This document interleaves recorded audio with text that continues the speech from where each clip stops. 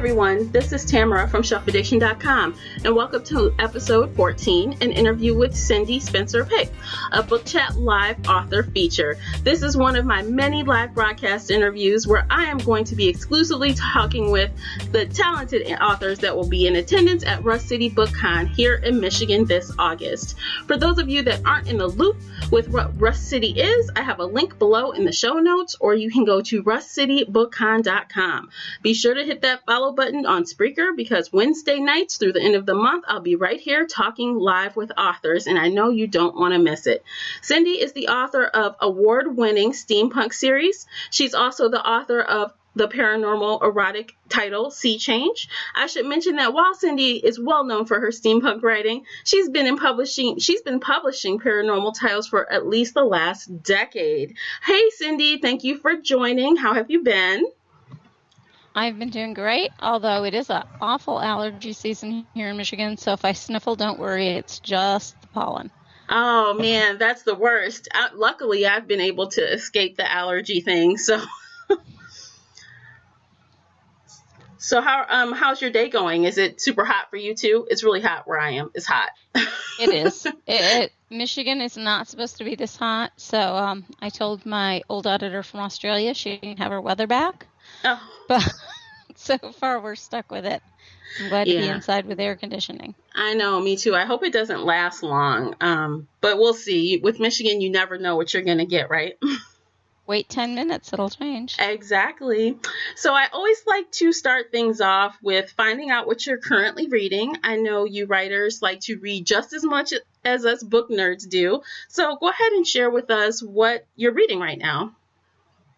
Actually, I just finished up an ARC review copy of a new steampunk mystery by Shauna Ruppert. That will be coming out in August, and people who love steampunk are going to really be all over this new series that she's started. It's absolutely wonderful. It's called A Hunt by Moonlight. And, oh, cool. I like steampunk. I don't read it too much, but I like it. Every time I do read it, I enjoy it. Yeah, and one of the things that's neat about it is every author's take is different, and so her werewolves and stuff in her steampunk are very different than mine, but I think she did a magnificent job, so I can strongly recommend that. Awesome. So let's talk a little bit about books and or authors that may have influenced your writing style. Do you have any that gave some, inspiration to you? Absolutely, and I'm going to date myself by this because I don't know that a lot of people in modern reading, modern romance circles really remember Elizabeth Peters. She also wrote under the name Barbara Michaels. She did some mystery as well as some romance, and she did some of the earliest paranormal romance. And in fact, under Barbara Michaels, they were generally horror/romance. Oh, wow. But one of the things that I loved about her, and I found probably the first book of hers that I read in high school, when I was still in high school, she continued publishing until her death just a few years ago. But her characters were so smart. Up until that point, the earlier romances I'd read, my mom's 50s and 60s Harlequins, the female characters had generally been pretty dramatic. And Elizabeth Peters, her real name was Barbara Mertz. She had a degree in Egyptology. I mean, she was an archaeologist. She was a scholar. She was very bright, and she wrote her female characters very bright. They had careers as art historians. They were graduate students. They were scientists. That's awesome. Was very believable. Yeah. And it also brought in the kind of snark at that point you only saw in men's fiction. Anybody who read Travis McGee at the same period was kind of used to that sense of humor mixed with reality, where that was new in romance. In fact, my mother-in-law sent me a book when I was a newlywed that says, "This sounds just like you wrote it." And I said, "Well, thank you. I wish I was a writer, but I'm not." At that point, I hadn't even considered writing. but her voice influenced mine, I think, quite a lot. Or either that, or I just found someone. She was the first person I found whose voice I thought was similar to what mine would be. Okay. So it kind of just, maybe you just made a connection there because it's what you think you would be, Yeah, I never got the chance to meet her, unfortunately. Roberta Jealous is someone I did get to meet. She was one of the early historical medieval romance writers. Mm-hmm. And she, again, was a scholar, and so there was a lot of history in with the romance, and I really like that. I did actually, at my first Romantic Times con, snuck under my table to run out and run over to hers and meet her, as she is fairly elderly, and I wasn't sure if I'd ever get the chance again. Oh, that's awesome! You got to meet her, though. So, that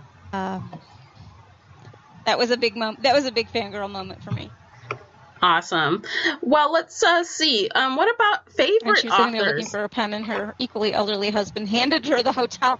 That's funny. What about favorite authors? Would you say you have different favorite authors than those authors, or are they kind of the same? I mean, neither of them are writing anymore, so all their old stuff is on my keeper shelf, absolutely. But I think for a while then in grad school and in college, I got out of reading romance. Mm-hmm. Kind of thought, smart, supposed to read romance, and fell into that trap. When I came back to romance, it was Jane Ann Krentz, who was more into her some ESP kind of stuff, into her romantic suspense. Linda Howard occasionally threw some curveballs in that same kind of area. Mm-hmm.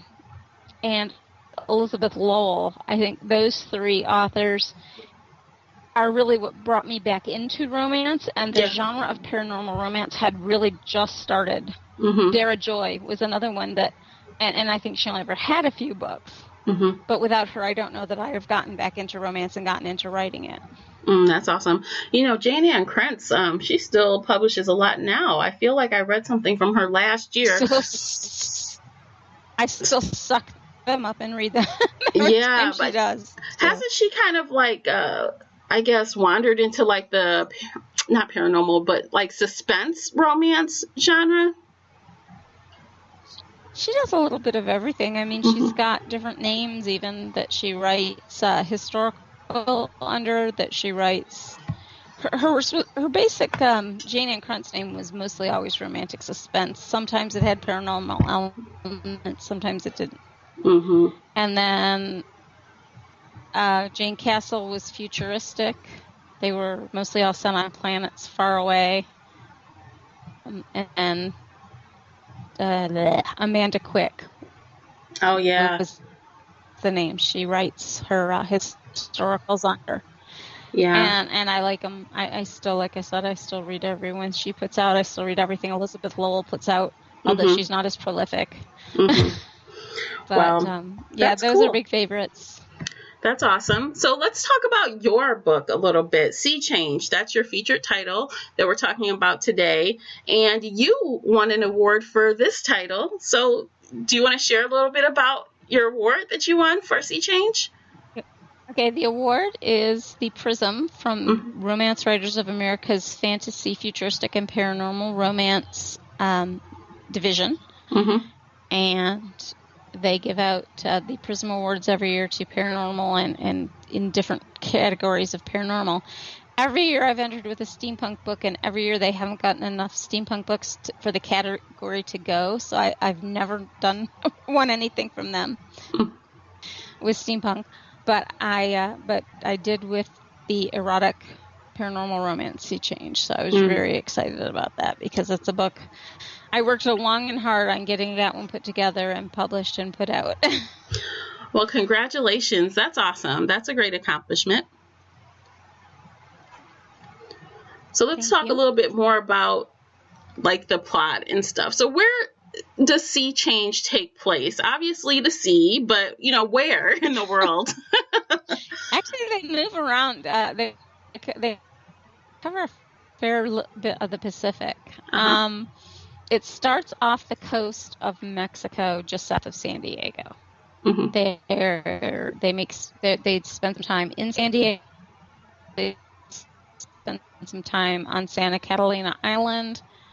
They spend some time on an island that doesn't really exist in the real, a couple islands that don't really exist in the world, that I made up because I needed them. The Greek gods are involved. There are pirates, modern day pirate drug smugglers, and there are other paranormal beings in it as well as the merfolk, but the merfolk are the main focus of the story. Okay, awesome. So, like, what made you decide to write about, mermaids and the sea? What inspired you to take that route for this story? This was one I'd been saving up for a while. I knew I wanted to do it eventually, and someday I may even come back to this as a series, but I was a kid from Michigan who decided I wanted to be a marine biologist. And after I got my undergraduate degree in biology from Central Michigan, I went out to Southern California to study dolphins and realized there were 8,000 other Midwestern kids who did the exact same thing. And there were maybe 2 opportunities to do it. Oh, no. And so most of us ended up studying something else. Mine was desert iguanas. A friend was banana slugs. Another friend studied cowbirds. Another one ended up doing DNA sequencing on cave crickets. Wow. So we all ended up doing all these different things. And I thought, well, wouldn't it be cool? How could my character have gotten to actually do the stuff that I didn't get to do? And it's because I asked a speaker one time if a person really wanted to be a marine biologist, what was his best advice? And his answer was marry well. Because nobody funds this stuff. You have to have your own funding. Yeah. And so my character, Heidi, who is a marine biologist, she's from Minnesota. She is a big, tall, blonde Norwegian girl, which there are lots of in Minnesota. Did the same thing I did. She fell in love with dolphins on a childhood visit to SeaWorld. Went out there, but she was lucky enough to become best friends with someone who had money. And so she and her friend Brad have basically funded all their own projects up through grad school, and now they're doing their postdoctorate off the coast of Mexico studying dolphins. Oh, wow. And so that's where all of it begins. Oh, and very she's as interesting. unlike me in some ways as you can get. If anybody's ever seen pictures, I'm very short, very dark-haired, and she's tall and blonde, but we have that in common, that we were the Midwestern kids who wanted to go learn about dolphins. Oh, that's awesome. So let's talk a little bit about Heidi. Obviously, Heidi is very smart, and at some point she meets Jake along the way. After the drug deal, it's no secret, it's in the blurb, I think, that after the drug dealers leave her for dead in the ocean, he rescues her. So she finds herself on a boat with a sexy guy who can't really explain what he's doing there. Wow. Okay, so sexy Jake. So that makes me think we have some insta-lust going on. Is that what it is with them? Definitely insta-lust. Yeah. It's pretty vanilla for an erotic romance. It's not anything E.L. James would be writing. It's hot, but it's pretty mainstream. However, the sexy parts start right away, and it's very strong, very early attraction between the two of them. And she discovers that he is sort of a detective. And again, this is a flashback to the Travis McGee novels, which, again, probably too old for some of our audience, but Travis McGee lived on a boat, and he found things for a living. Okay. He wasn't a detective because that required a license. But people could pay him to find things. Oh, wow. And so that's how my character, that's how Jake describes himself to Heidi. So she hires him to help find either the body of or who hurt or what, because Brad is missing after their boat accident. They're running with the drug dealers. Mm-hmm. Her best friend is missing. And so she hires him to either find her friend or his body or find out what happened to him. Wow. So is it like a really slow or, not slow, but, steady revelation of what, Jake is? Because obviously he doesn't appear as a merman to her right away, right? It is one night she comes up on deck and sees him shifting. Oh, Jake Lord. has his own story. Jake's story is a backwards retelling of The Little Mermaid. Okay. Huh. He wanted to run away from home, traded his position for the freedom to walk around on two legs most of the time. Mm-hmm. And the merfolk in my world can shift into human form, but only for, say, a few hours at a time, not for days and days and days. So now Jake has 5 nights a month that he has to change into a merman from midnight to, I can't remember, I think it's just for an hour.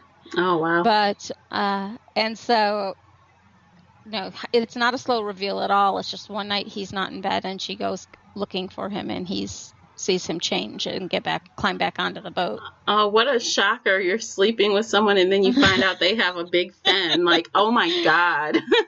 and I will say my merfolk are dolphin-based. They're not fish-based. Okay. Because as a biologist, that never made any sense to me. Because dolphins are, at least, when we talk about shifters and stuff, I tend to like to keep it mammals, not dolphins being mammals always made more sense to me.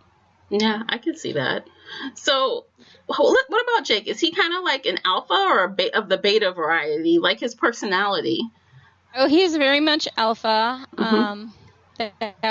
He was running away because he was the prince, but his mom is still very much in control of their kingdom, and so he didn't want to be under mom's thumb anymore. So that's why he ran away 70 some years ago. Wow. So he's been away from his people for a long time and would like to get back to them, but can't because of this agreement he made. Yeah. So Heidi, though, is she also kind of like a very strong character, or is she kind of like submissive to Jake? Maybe a little bit in bed, but otherwise, no. Hey, there's nothing wrong with being a little submissive in the bedroom, but I'm just saying. No, that's exactly it. She's a little bit submissive when it comes to that, but she is very much a dominant. Again, somebody who's had to fight tooth and nail for her education. She's had the dumb blonde stereotype all her life that she's had to fight. Yeah. The California beach girl who's not really a California beach girl, she's worked for every single thing she has and fought for it tooth and claw. So see, I like that about her character. They're a good matched pair. Yeah. So are there any like third parties that may be threatening to their relationship, or are they kind of like in it to win it from the beginning? Well, we have the drug dealers that are trying to kill them. There is the sorcerer, the Ursula character, who is actually Jake's uncle, who is a merman sorcerer who wants the throne.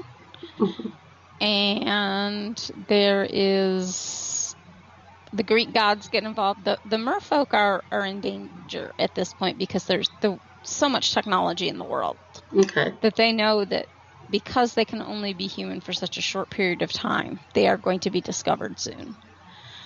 And so they are trying to talk. The god who created the merfolk in Greek mythology is Poseidon. No. There's Poseidon and Dionysus. Anyway, Poseidon's the god of the sea. Okay. And they appeal to him, and he tells them he's not going to do anything about it. That's their problem. The Greek gods were often like that. Okay.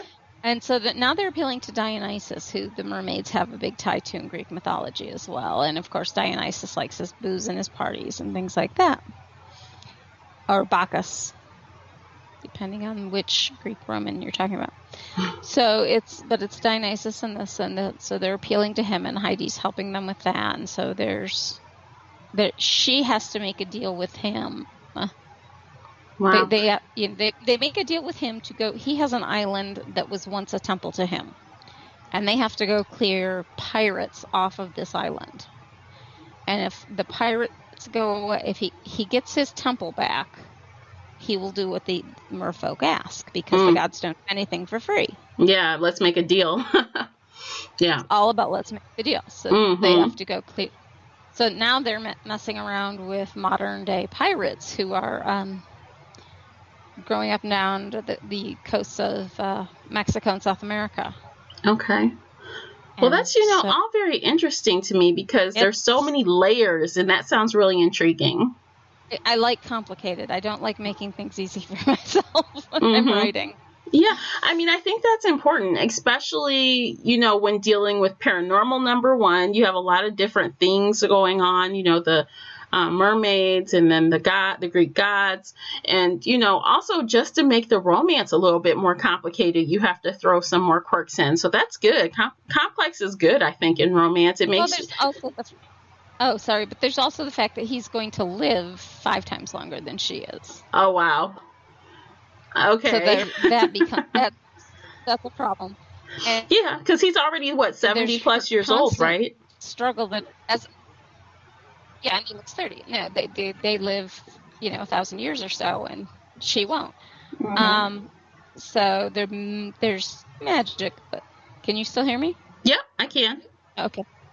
There was this moment of silence. I was afraid my mic had died. Uh-huh. So there's that complication too. Also, the fact that he is supposed to lead their people, and that she doesn't necessarily think she'd be a very good queen when she's, not even a member of their race. Mm-hmm. So and as a scientist, it's killing her not to be able to write a paper about this. Of course. she really wants to go tell National Geographic about the merfolk, and they have to trust that she's not going to. Yeah. So she's being watched very carefully. Okay. So that's a lot going on. So did you come across any, challenges in researching, maybe even, I don't know, creatively with coming up with, these elements of this story? No, this is one that actually the first, I kind of wrote it in 2 halves, and that does show in the book that there's the power up through the drug dealers, and then there's the second half, which is the pirates. Mm-hmm. And other than having at first point my critique group saying this isn't long enough, you need more, that was probably the only time I really ran into anything.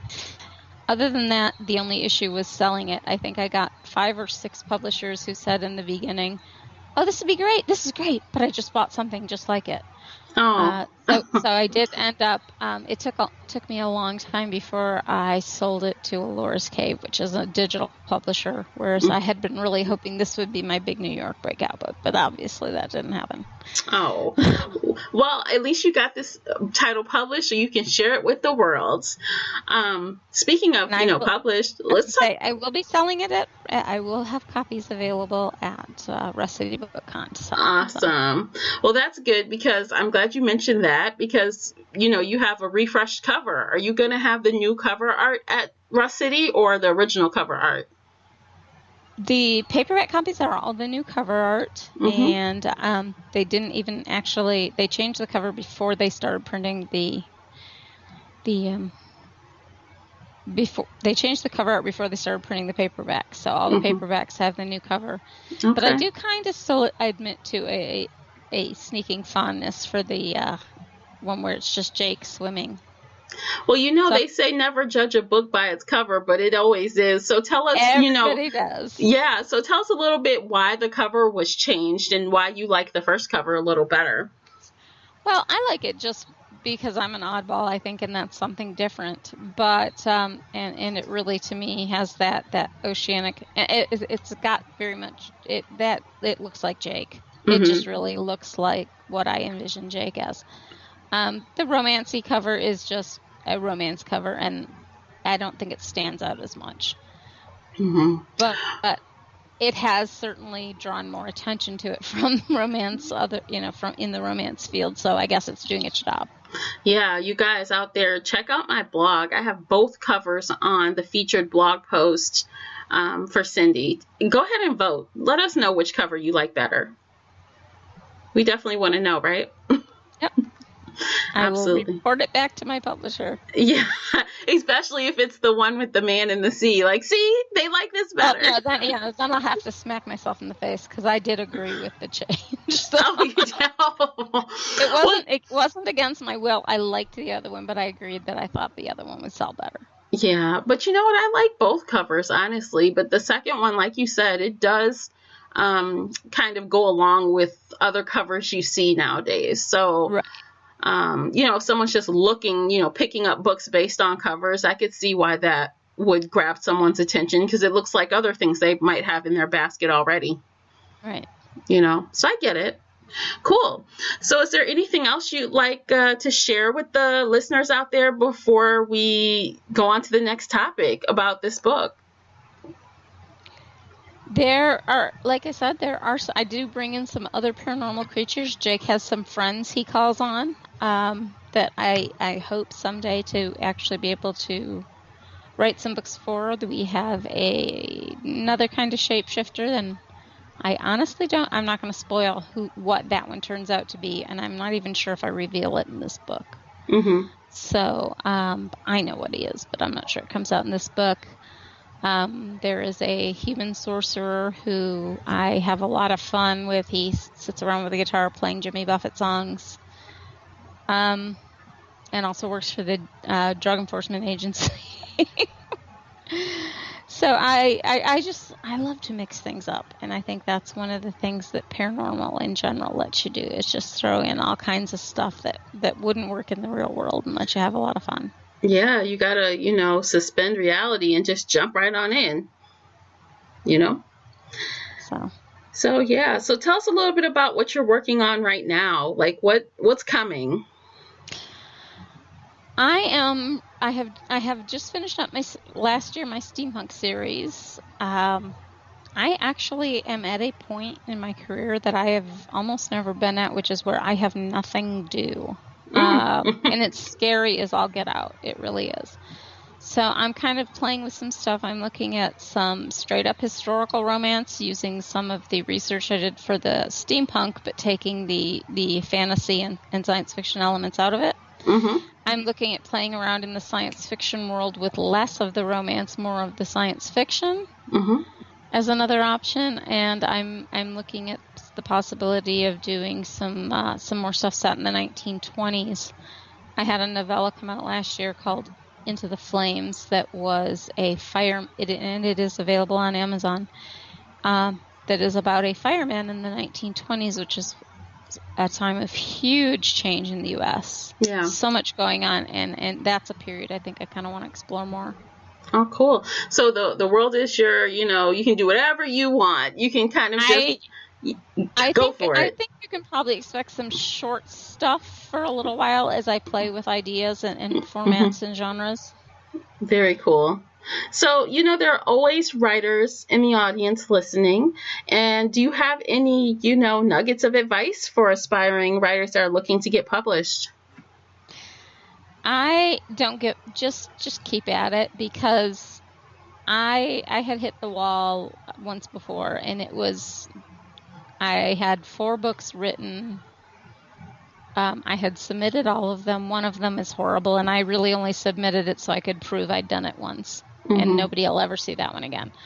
But I had these 3 books, and I'd submitted them everywhere and gotten rejections, and I just didn't know if I had it in me to write a 4th. Mm-hmm. And so at that point, I started looking at digital publishing, which is still fairly new. This would have been 10 years ago. Okay. And I said, well, here are 2 digital publishers that I like really well. And I sent each of them one of my paranormal stories. One of them is Curses, which has just been reissued. That went to a publisher called Triskelion that is no longer in business. I sent Alora's Cave, one called Dragon in the System, that is about a computer hacking dragon. Oh, wow. That's cool.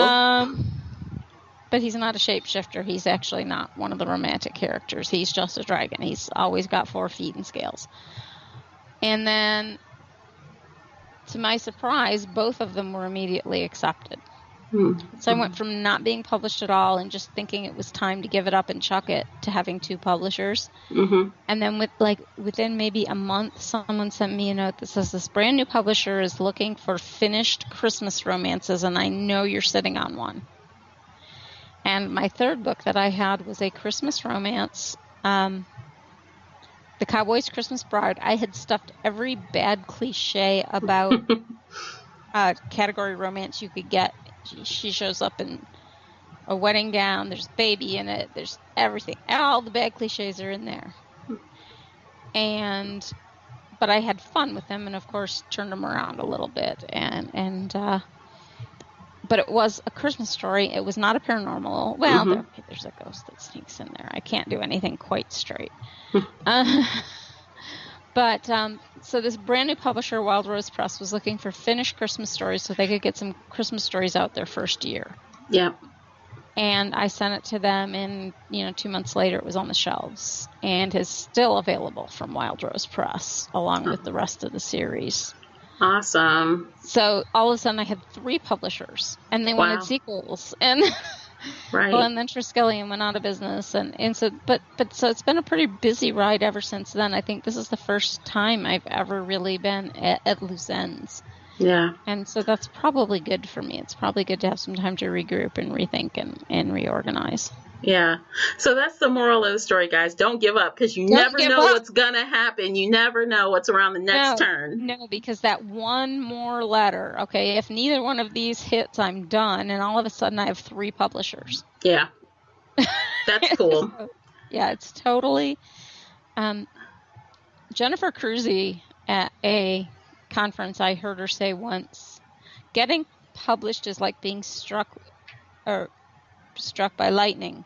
The difference between a published author and an unpublished one is having that finished manuscript in your hand when the lightning strikes. Okay. So just have it done. Keep going. Write the next one. Keep submitting. Keep doing it. And that's really the only way you can get anywhere. Yeah. Awesome. Great advice. So let's talk a little bit about Rust City, since that is right around the corner. I'm so excited about it. I really am. Me too. I think it'll be fun. So you'll have, obviously, Sea Change. Will you have any of your steampunk books with you as well? The only one that's currently in print is the first of the series called Steam and Sorcery. I will have copies of that. I'll have copies of Curses, which is was my very first book. It finaled in a bunch of awards, got 4 stars from RT. I mean, so right off the bat, I was getting great reviews, but but not, but yet not getting anywhere. So anyway, my agent just republished it under their agency banner, the Ethan Ellenberg agency. So I'll have Curses with me, which is another one that I just dearly love because I do all kinds of horrible things to this poor werewolf. Oh, no. Okay. I think that one that my favorite review was, it's touching and poignant and suspenseful and hysterical. And I'm like, awesome. I didn't write it to. Did I put any jokes in? The thing is I don't write humor until it's there when I finish. I don't put it in there. Okay. So it's not like, here's a joke humor, but kind of like maybe sarcastic, it's more like humor. Here's how I see the world. Yeah. I'm through a little twisted lens, yes. So I will have copies of that, and then I think I probably have a few paperbacks hanging around from some of my older titles too, but those will be the main 3 that I have with me.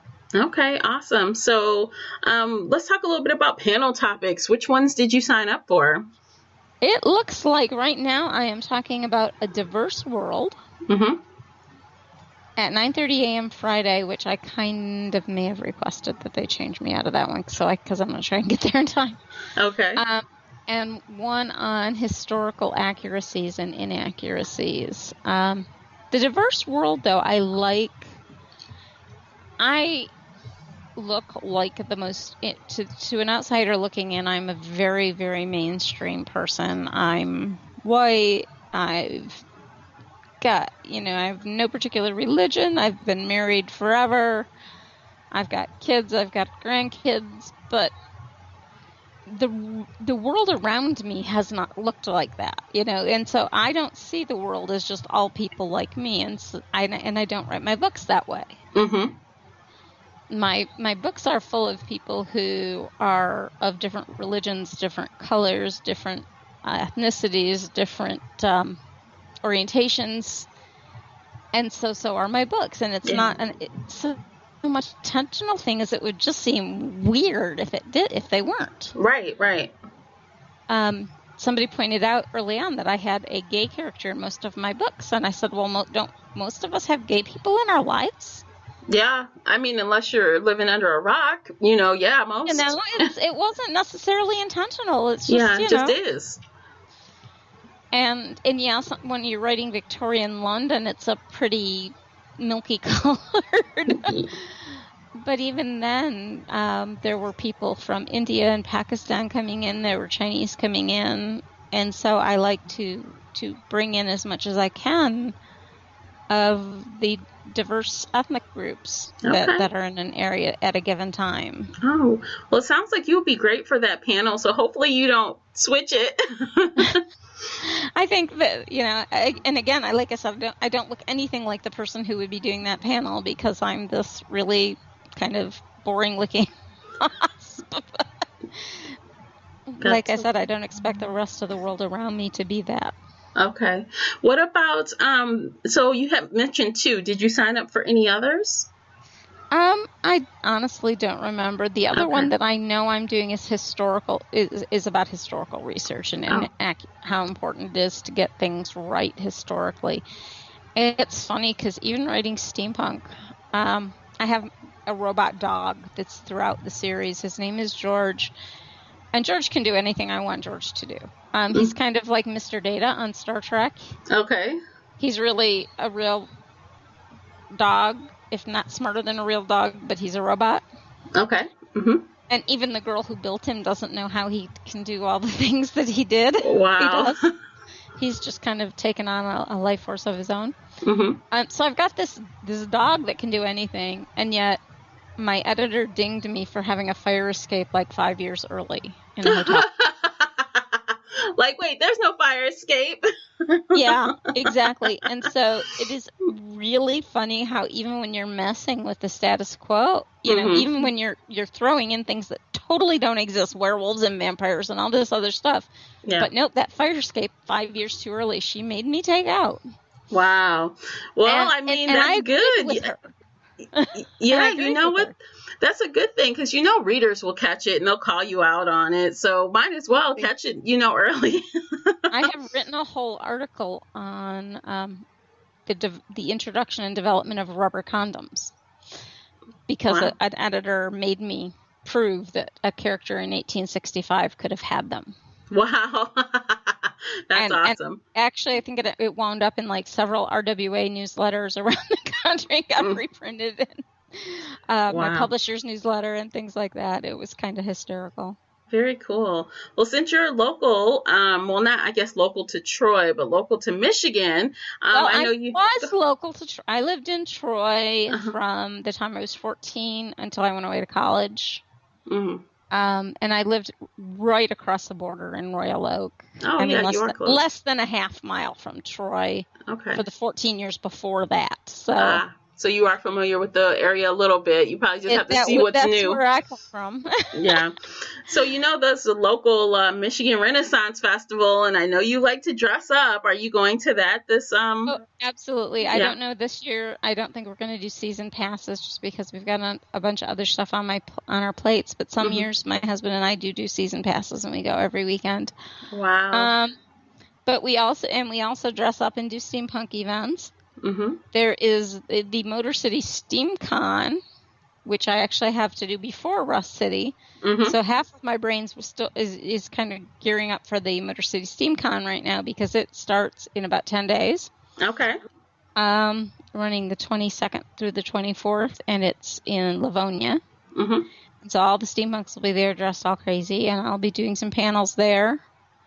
and some book signing and all that fun stuff. But I'll also be doing a lot of shopping because there's really cool stuff at Steampunk Cons. Oh, that's cool. I can imagine. I've never been to one, but I can imagine they'd have some really cool stuff, just thinking about what's in the books and stuff like that. And then we have 2 Renaissance festivals yet this summer in Michigan. There are actually several, but a couple of them are already over. The Black Rock Medieval Fest runs through most of July in Kalamazoo area, Augusta. Mm-hmm. And I will probably be there the last couple of weeks of it after Motor City SteamCon. And then when that's done, the big Michigan Renaissance Festival in Holly begins, and I will definitely be there 2 or 3 weeks at least. Okay. And especially on the steampunk weekend, I'm sure. Yeah, I always like to go, but I've had the worst luck the last couple times. It's always been raining, and I'm walking around in the mud, and it's just dreadful. I'm like, why do I always make plans to go, and it's a rainy day? I hate that. And a backup date. On the other hand, if you bring good shoes and a good umbrella, that can be the best day because you're not elbow to elbow with everybody else. Yeah, that's true. That's true. Parasols are a wonderful fashion accessory. They are, but unfortunately I had a very modern looking one and it didn't really fit in. So. Actually, mine is just a big black umbrella for those things. But awesome. So excellent. I'm looking forward to seeing you at Rust City. I'm sure it will be a blast. Yeah, that sounds really cool. Oh, and there's meet and greets. I will be in full steampunk, I promise, for I'm part of the historical meet and greet group Friday night. Oh, that's fun. So anybody coming to Rust City, be sure to try to take a part in that, because I know you'll want to see everyone dressed up and stuff, right? And there will be many, many prizes. Oh, yes. Prizes are good. Prizes are good. Show up, you guys. All right, so that's it for that part. And the only thing left to do is the really fun lightning round. Are you ready for this, Cindy? Are you ready? All right, let me take a drink here. Okay, so everybody out there, what this is I have 60 seconds. I have 60 questions. Some are book related, some are not. Don't worry, we probably won't get to all 60, excuse me. Most usually hit around 20 or so. The only rule is that you have to answer definitively. So if there is a or B question, you must answer one or the other. You can't choose either, and you can't choose both. And then you're trying to break me. Yes, you have to choose. You have to choose. And that's it. So did you get your drink? Are you ready? Yep, I'm ready to go. Okay, I'm going to start the timer so I don't go over. And we'll just try to blast through these. All right. Romance or erotica? Romance. Hero or villain? Hero. Tea or coffee? Tea. Name a book that you've read in one sitting. Most of them. Oh, wow. Beer or wine? Neither. Vampire or werewolves? You cheated on that, by the way. Wine, if I have to, and werewolves. All right. Dogs or cats? Dogs. What's your favorite place to read? Anywhere. Bed. Anywhere? Yep, that counts. Okay. Early bird or night owl? Totally night owl. What's your favorite food? Popcorn. Oh, mine too. I love popcorn. Let's see. Series or standalone books? Series. Audiobook or bookish podcast? Audio book, I guess. Okay, that's it. That's all we had time for. All right. See, that wasn't so bad, was it? No. It's good fun. Thanks for doing that. And the real answer to beer, wine, tea, or coffee is none of the above. It's always Diet Coke. Really? Almost always. It is what flows through my veins instead of blood. Oh, no. Well, you know what? I do drink Diet Pop, so I do think Diet Coke is good. I've always drank Diet Pop ever since I was a kid. Regular stuff just doesn't taste right. No, I agree. It tastes funny. Totally. I hear you on that. So is there anything else you'd like to share before we sign off this evening?